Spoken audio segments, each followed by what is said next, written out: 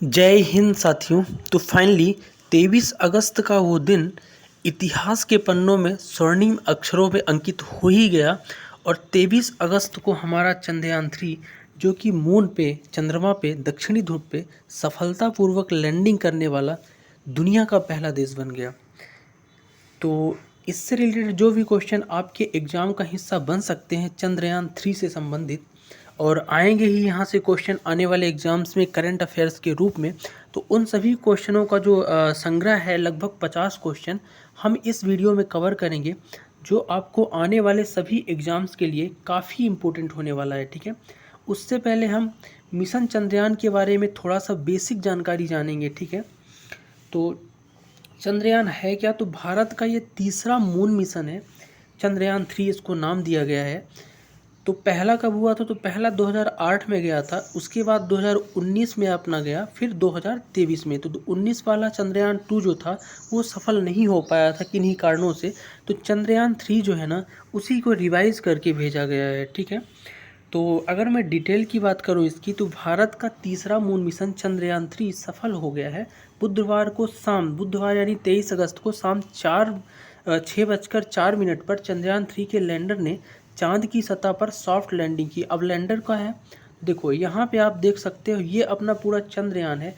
अब बाहर वाला जो हिस्सा दिख रहा है यही आपका लैंड किया है, और इसी को लैंडर बोलते हैं। ठीक है, उसके बाद लैंडर लैंड करने के बाद इसका काम ये है कि अपने पेट में छिपाए हुए जो आपका रोवर है प्रज्ञान, इसको बाहर निकालता है ये। ठीक है, और ये अपने को जानकारी, ये जो है घूम के चंद्रमा पे जानकारी देता है लैंडर विक्रम को, और विक्रम लैंडर जो है ना जानकारी देता है इसरो पे बैठे हुए वैज्ञानिकों को। तो ये इसकी पूरी प्रोसेस होगी। और डिटेल की अगर मैं बात करूं, तो चंद्रयान 3 जो है ना चांद के दक्षिणी ध्रुव के पास उतरकर इतिहास रच दिया है। 40 दिनों के लंबे सफ़र के बाद 23 अगस्त 2023 को इसरो के चंद्रयान मिशन ने सॉफ्ट लैंडिंग की है चंद्रमा में। और ऐसा करने वाला दुनिया का चौथा देश, लेकिन दक्षिणी ध्रुव पर जहां बहुत सारे क्रेटर और अंधेरा रहता है, दुनिया का पहला देश बन गया है। ये अपने आप में बहुत बड़ी उपलब्धि है देश के लिए। अगर और डिटेल की मैं बात करूं, तो चंद्रयान 3 का जो रोवर है ना, 6 पहियों वाला रोबोट है, जो कि अब लैंडर से बाहर आ गया है। यह रोवर, देखो मैंने बताया आपको, ये आपका रोवर है जो लैंडर से बाहर निकला है। ये रोवर जिसमें 6 पहिए हैं और ये रोबोटिक जैसी चीज़ें।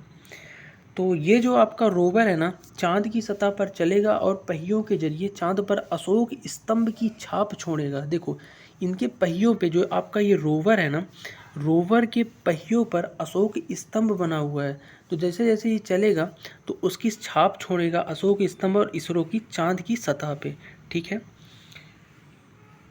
अब इसके बाद यहाँ से हम शुरू करते हैं चंद्रयान 3 यानी मिशन जो आपका चंद्रयान 3 है, इससे संबंधित क्या क्या क्वेश्चन आपके परीक्षा का हिस्सा बन सकते हैं, उन सभी क्वेश्चनों को देखते हैं। तो देखो चंद्रयान 3 लॉन्च कब किया गया? तो 14 जुलाई 2023 को लॉन्च किया गया, जबकि 23 अगस्त 2023 को सफलतापूर्वक लैंड किया है चंद्रमा पे। ठीक है, अगला क्वेश्चन है कि चंद्रयान 3 कहाँ से लॉन्च किया गया है? तो आंध्र प्रदेश के श्रीहरिकोटा स्थित सतीश धवन स्पेस सेंटर से इसको लॉन्च किया गया है। ठीक है, चंद्रयान 3 के लैंडर मॉड्यूल का नाम क्या है?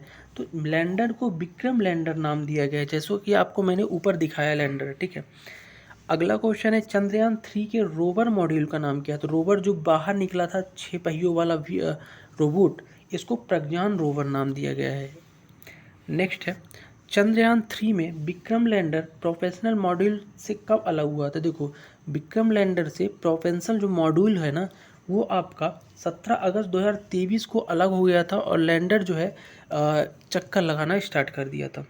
अगला है भारत की किस एजेंसी ने चंद्रयान 3 का निर्माण और प्रक्षेपण किया? सबको पता है इसरो, जिसका हेडक्वार्टर बेंगलुरु में है। 1969 में इसकी स्थापना हुई। एस सोमनाथ इसके क्या है? चेयरमैन है। लेकिन इसका 1969 में इसरो नाम लिखा गया, लेकिन 1962-63 में इसकी स्थापना हो गई थी इस्पारो के रूप में। ठीक है, इसरो की फुल फॉर्म सबको पता है, इंडियन स्पेस रिसर्च ऑर्गेनाइजेशन। ठीक है, नेक्स्ट क्वेश्चन देखेंगे कि चंद्रयान 3 को सौंपा गया सैट कैट नंबर यानी सैटेलाइट कैटलॉग नंबर क्या है? तो हर जो भी यान जाते हैं सैटेलाइट, उसमें सैटेलाइट कैटलॉग नंबर रहता है, वो नंबर है 57320। याद रखना है आपको, इम्पोर्टेंट क्वेश्चन है। उस प्राधिकारी का नाम क्या है जो सैट कैट नंबर प्रदान करता है? तो देखो, सैट कैट यानी सैटेलाइट पे जो नंबर प्रदान करता है यूनाइटेड स्टेट स्पेस कमांड द्वारा दिया जाता है। इसरो के अध्यक्ष मैंने बता ही दिया, वर्तमान में एस सोमनाथ है। लेकिन चंद्रयान 2 जो 2019 में गया था तब कौन थे? तो के सिवान थे। इसरो के निदेशक कौन है? तो इसरो का जो मिशन था ये ना, तो इसके निदेशक थे एस मोहन कुमार। ये नाम ये आपको याद रखना है, ठीक है। अगला है, चंद्रयान 3 ने चंद्रमा की कक्षा में कब प्रवेश किया? देखो, चंद्रयान 3 जो है ना, निकला तो 14 जुलाई को था, लेकिन चंद्रमा की कक्षा में 5 अगस्त 2023 को प्रवेश किया और चक्कर लगाना स्टार्ट कर दिया। नेक्स्ट है, चंद्रयान 3 का कुल पेलोड द्रव्यमान कितना था? पेलोड क्या कहते हैं? जो रॉकेट अपने साथ धरती से जो भी वजन ले जाता है ना, या फिर जो भी महत्वपूर्ण चीज़ें ले जाता है, उनको पेलोड के रूप में बोला जाता है। उसका वजन लगभग 3900 किलोग्राम, लगभग 4 क्विंटल के आसपास था। अगला है, चंद्रयान 3 के लैंडर मॉड्यूल का पेलोड का वजन कितना था? तो लैंडर जो था, आपको स्टार्टिंग में दिखा है विक्रम लैंडर, वो जो है 1752 किलोग्राम का था, ठीक। चंद्रयान 3 के प्रणोदन मॉड्यूल का पेलोड कितना था? तो प्रणोदन जो है ना, उसका मॉड्यूल का था 2148 किलोग्राम, जिससे रॉकेट को फ्यूल वगैरह देके आगे भेजा गया था, उसकी बात कर रहा। चंद्रयान 3 के मिशन के निदेशक कौन है? तो देखो, पी वीर मुथवेल, ये चंद्रयान 3 के मिशन के निदेशक हैं, ठीक है। देखो, 2 निदेशक आपको यहाँ पे देखने को मिले होंगे, ठीक है। अगर मैं यहाँ पे देखूँ तो इसरो के मिशन निदेशन एस मोहन कुमार हैं, ठीक है। लेकिन चंद्रयान 3 के जो मिशन निदेशक है ना, ये अपने कौन है? पी वीर मुथवेल। इन दोनों नामों को आपको याद रखना है, ठीक है। प्रज्ञान रोवर का वजन कितना है? तो प्रज्ञान रोवर जो विक्रम लैंडर से अंदर निकलेगा, 6 पहियों वाला अपना रोबोटिक, जो घूम घूम के जानकारी देगा चांद की सतह में, तो वो 26 किलोग्राम का है। कितने किलोग्राम का है प्रज्ञान रोवर? 26 किलोग्राम का है, ठीक है। नेक्स्ट है, प्रज्ञान रोवर में कितने पहिए हैं? 6 पहिए मैंने आपको बता ही दिए हैं। विक्रम लैंडर में कितने थ्रॉटल सक्षम इंजन है? तो विक्रम लैंडर में 4 थ्रॉटल वाले सक्षम इंजन लगे हुए हैं। अगर एक बंद हो गया ना, तो दूसरा ऑटोमेटिक काम करना शुरू कर देगा। चंद्रयान 3 के वाहन निदेशक कौन है? तो चंद्रयान 3 का जो वाहन है ना, हर तरह के देखो, इसमें से बहुत से डिपार्टमेंट बटे हुए हैं। लैंडर का अलग, वाहन का अलग, फ्यूल का अलग, टेक्नोलॉजी का अलग, और हीट वगैरह का अलग। तो वाहन वाले के निदेशक कौन है? बीजू थॉमस। चंद्रयान 3 के प्रणोदन मॉड्यूल से जुड़े रहने योग्य ग्रह पृथ्वी पेलोड की स्पेक्ट्रोपॉलिटी क्या है? देखो, चंद्र कक्षा से पृथ्वी के वर्णक्रमीय और ध्रुवीय मैट्रिक माप का अध्ययन करने वाला एक उपकरण है, ठीक है। नेक्स्ट है, उस ट्रैकिंग नेटवर्क का क्या नाम है जिसका उपयोग इसरो चंद्रयान 3 की लैंडिंग के बाद करेगा? तो देखो, इसके ट्रैकिंग नेटवर्क का नाम, यानी कि देखो, जब चंद्रयान 3 यानी विक्रम लैंडर चांद की सतह पर लैंड कर गया, तो वहाँ की जो जानकारी भेजेगा उसको इसरो किस तरह से ट्रैक करेगा, या चंद्रयान 3 को ट्रैक करेगा? तो उस ट्रैकिंग की जो नेटवर्क है ना, उसको नाम दिया गया है यूरोपीय अंतरिक्ष ट्रैकिंग, ठीक है। नेक्स्ट है, मुंबई स्थित किस कंपनी ने चंद्रयान 3 के विकास में इसरो के साथ सहयोग किया? तो चंद्रयान 3 के विकास में इसरो के साथ गोदरेज एरोस्पेस ने साथ दिया है, ठीक है। चंद्रयान 3 का बजट कितना है? ये इंपॉर्टेंट क्वेश्चन हो जाता है। तो देखो, पिछली बार लगभग 950 करोड़ के आसपास चंद्रयान 2 का बजट था, लेकिन इस बार उससे भी कम, लगभग 615 करोड़ या 75 मिलियन अपना डॉलर इस बार का बजट था। तो ये भी आपको याद रखना है, 615 करोड़ रुपए चंद्रयान 3 का बजट है। इस बार बजट थोड़ा कम इसलिए हो गया क्योंकि जो अपना ऑर्बिटर है ना, पहले वाला ही घूम रहा है, चंद्रयान 2 वाला, तो इस बार भेजने की ऑर्बिटर को आवश्यकता नहीं पड़ी। नेक्स्ट है, चंद्रयान 3 को लॉन्च करने के लिए इसरो द्वारा उपयोग किए जाने वाले रॉकेट का नाम क्या है? ये भी इम्पोर्टेंट क्वेश्चन है। तो LVM-3 ये नाम दिया गया है इसरो द्वारा जो रॉकेट चंद्रयान 3 को लॉन्च किया है। नेक्स्ट है, चंद्रयान 3 की मिशन की लागत मैंने 615 करोड़ बता दिया है। अब मिशन लॉन्च कब किया गया है? 14 जुलाई 2023 को, और 23 अगस्त को ये जो है वहाँ लैंड किया है, 6:02 शाम को, ठीक है, PM। ये चीज़ें आपको याद रखना है। तो चंद्रयान 3 के जो मिशन है ना, उसकी डिप्टी डायरेक्टर आई थिंक थी निदेशक थी ऋतु करिधल, तो इनको भी याद रखना है आपको। चंद्रयान 3 का कुल वजन 3900 किलोग्राम मैंने बता ही दिया। अब चंद्रयान 3 का मिशन का उद्देश्य क्या था? तो देखो, उद्देश्य क्या है कि रोवर को चंद्रमा पर घूमते हुए प्रदर्शित करना है और चंद्रमा की सतह पर सुरक्षित और नरम लैंडिंग का प्रदर्शन करना, जो कि हो चुका है, और वैज्ञानिक प्रयोगों का संचालन करना। ठीक है। अगला क्वेश्चन है कि ये तो बता ही दिया आपको। देखो ये इम्पोर्टेंट क्वेश्चन हो जाता है। दो तरह से यहाँ पे क्वेश्चन बनते हैं कि चंद्रमा पर सफलतापूर्वक अंतरिक्ष यान उतारने वाला देश कौन सा देश बना है। तो भारत चौथा देश बना है चंद्रमा पर लैंडिंग करने वाला, लेकिन दक्षिणी ध्रुव जो साउथ पोल है उसमें लैंडिंग करने वाला पहला देश बना है। तो दोनों में कंफ्यूज नहीं होना है। चंद्रयान 3 का जो लॉन्चर है ना, जिसको आप रोबोट बोल रहे थे, उसका पूरा नाम देख लो, GSLV MK3। ठीक है, जियो satellite launch vehicle MK3।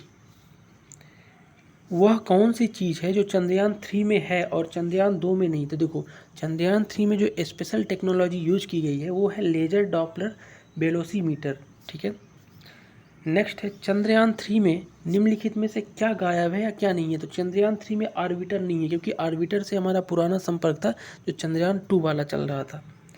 Lander और रोवर मिशन की लाइफ बराबर है। अब ये क्वेश्चन बहुत इंपॉर्टेंट हो जाता है। तो देखो जो ये लैंडर है, विक्रम लैंडर, उससे निकलने वाला उसके पेट में छुपा हुआ रोवर, जो प्रज्ञान रोवर बाहर निकलेगा, इनकी जो मिशन लाइफ है ना, यानी कि ये कितने दिन तक काम करेंगे, तो 14 पृथ्वी दिन, यानी कि पृथ्वी के हिसाब से 14 दिन ये काम करेंगे, लेकिन चंद्रमा के हिसाब से केवल 1 दिन। ऐसा क्यों।